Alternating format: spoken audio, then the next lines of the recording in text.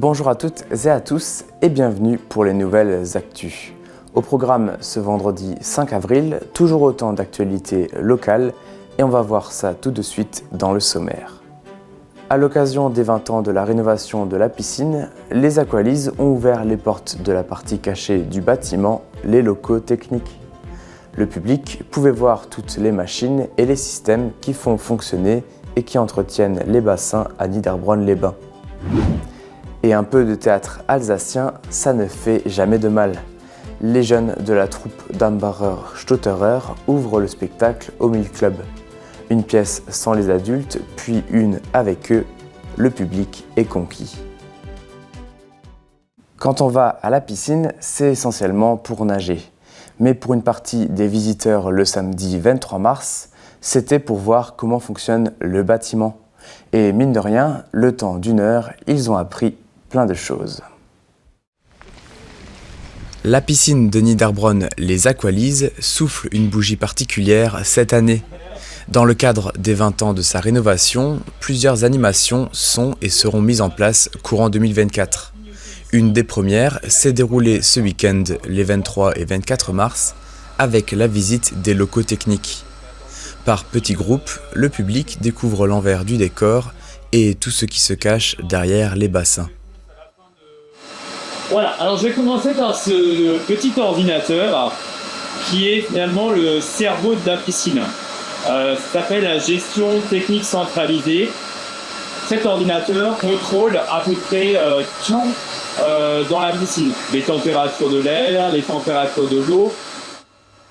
Dans le local technique, on retrouve plein de machines très importantes.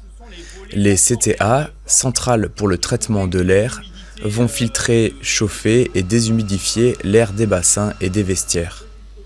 Les filtres, ces 4 grosses citernes, sont reliés au poste de chloration. Ici, on mesure le pH de l'eau et on l'ajuste en ajoutant plus ou moins de chlore dans le but de désinfecter l'eau.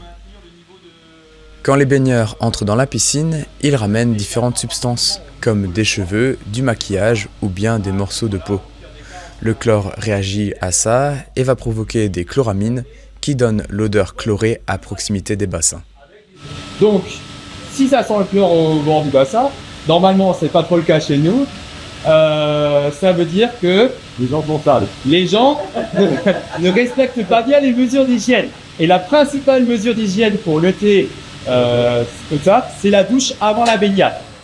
D'autres espaces et machines complètent la visite, que ce soit les bacs tampons, le circuit de l'eau, les systèmes de filtration ou encore les chaufferies bois et gaz. Un premier diagnostic avait été fait en 2011 avec comme objectif principal d'optimiser le coût énergétique du bâtiment.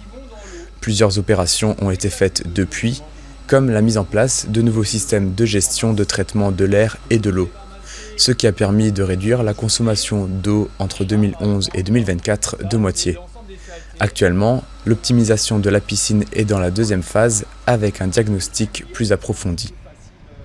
Un exemple d'optimisation, ça va être du calorifugage, c'est-à-dire on va mettre un isolant autour des conduites d'eau pour éviter une déperdition calorique. Voilà, ça va être l'installation par exemple de variateurs sur les moteurs pour les faire fonctionner à la plage souhaitée. On a installé des débitmètres pour pouvoir bien contrôler la quantité d'eau qu'on apporte au quotidien. Voilà, actuellement, la nouvelle réflexion, elle se porte plus vers aller plus loin dans le calorifugage des conduites et aussi une réflexion par rapport à la récupération des eaux de vidange. C'est-à-dire quand on lâche des filtres, pour pouvoir récupérer cette eau, pour pouvoir la réexploiter pour les espaces verts par exemple. Voilà. En parallèle des visites, une campagne de sensibilisation montre aux utilisateurs les pistes pour améliorer l'hygiène. Il y a aussi un petit quiz sur les points abordés lors de la journée avec des lots à gagner. On a aussi pour projet de rénover notre signalétique en matière d'hygiène et de sécurité en créant ce qu'on appelle un parcours du baigneur avec des étapes successives que les baigneurs doivent faire avec les règles d'hygiène à respecter. Et le prochain gros événement est prévu lors du week-end des 1er et 2 juin, histoire de marquer les 20 ans. Le programme des animations est en cours d'élaboration et sera bientôt communiqué. Depuis 2012, tous les week-ends de Pâques, une année sur 2, les modèles réduits prennent place dans l'espace cuirassier de Reichshofen. Cette année encore, de nombreux sujets sont exposés au Salon des modèles réduits. Avions, bateaux, trains, personnages et vaisseaux de fiction, mais aussi des véhicules, des constructions mécaniques et des circuits de voitures. Les scènes de la vie agricole ont eu un succès particulier lors de l'inauguration du salon en présence des élus. Et je nous souhaite encore une très très belle réussite à cette 6e édition des modèles réduits, ici même à Reichshofen, dans la salle du cuirassier. Les passionnés ne comptent pas leurs heures pour de telles constructions. Les créateurs montrent toute la minutie dont ils sont capables. Les accessoires et les détails ajoutent au réalisme de certaines pièces. Ils expliquent aux visiteurs les processus de création, les difficultés, les projets. Avec leur regard d'enfant, ils ont émerveillé petits et grands qui étaient hypnotisés par les automates. À l'extérieur, un petit bassin accueille les bateaux.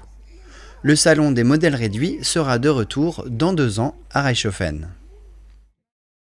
En ce début d'année, la troupe d'Ambarer Stotterer est de retour avec sa nouvelle pièce de théâtre, la de Eich-In. Les enfants de l'école primaire s'occupent de l'ouverture en première partie.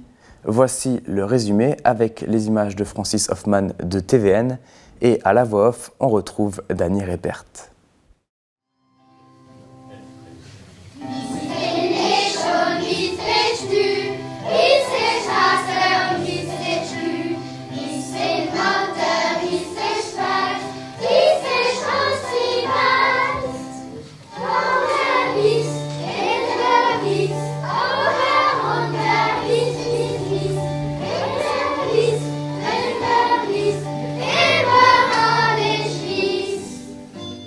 Die Ambarer Stotterer müssen viel Geduld haben.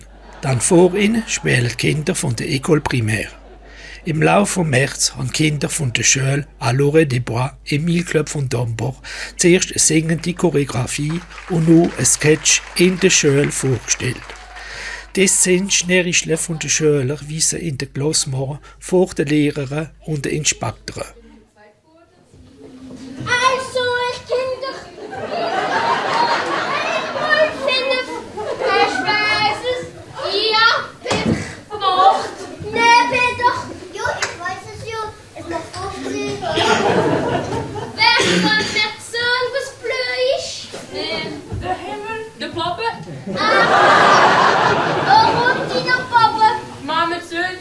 Dass der Papa wieder flügig gesehen.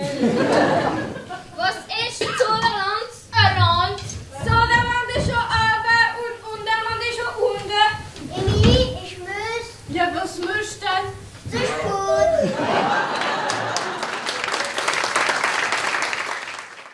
Und nun sind Junge und Groß auf der Bühne für einen anderen Sketch. Die Kinder haben Cannabis geraucht, die Eltern haben sie verrostet und der Vater will aber auch gerne probieren, wie es ist. Er sagt nur, dass es ihm gar keine Fakt gemacht hat, aber trotzdem sieht er ganz unmögliche Sachen. Bogen, warum nicht? Düve geht da durch. Aber ich weiß nicht, was der Helikopter da hinten so. Doch, ist nicht los, ihr Dreckvieh!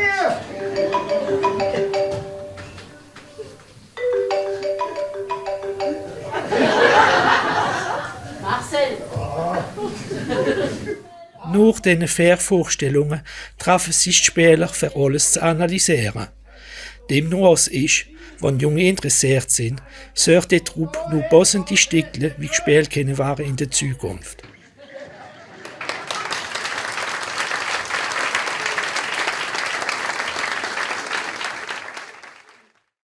Suite à notre reportage de la semaine dernière, vous êtes plusieurs à nous avoir félicités et nous apporter votre soutien pour la captation des épreuves aux Jeux Olympiques cet été. Avant toute chose, on voulait encore vous apporter quelques précisions.